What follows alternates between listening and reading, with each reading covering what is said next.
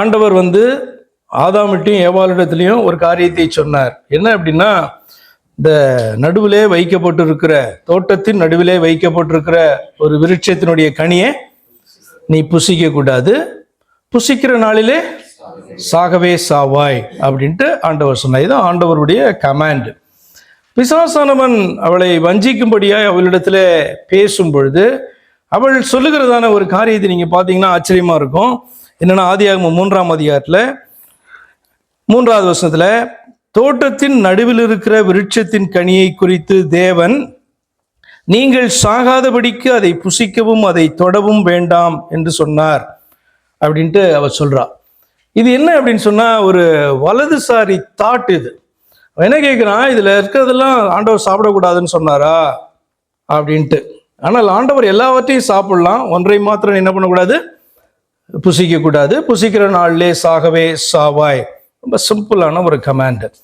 ஆனால் அதை பார்த்தீங்க அப்படின்னு சொன்னா, பிசாசு கேட்கும் போது அவர் சொல்லுகிறதான காரியம், அதை புசிக்கவும் வேண்டாம், அதை தொடவும் வேண்டாம் அப்படின்ட்டு அவர் சொல்லுகிறதான காரியம் என்ன அப்படின்னு சொன்னா, ஒரு வலதுசாரி மனப்பான்மை, ஆண்டவர் சொல்லாததான ஒரு காரியத்தை அதில் இணைத்து பார்த்தீங்கன்னா சொல்லுகிறதான ஒரு காரியம்.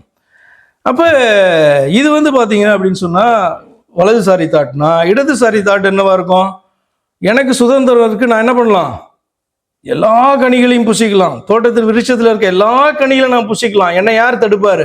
இது என்ன தாட்டு? இடதுசாரி தாட்டு. சுதந்திரம் என்கிறதன் பெயர்ல நமக்கு விலக்கப்பட்ட காரியத்தை நான் செய்வேன் என்று நம்ம காணப்படுவோம் என்று சொன்னால் அது என்ன தாட்டு? இடதுசாரி தாட்டு. வலதுசாரி தாட்டு என்ன?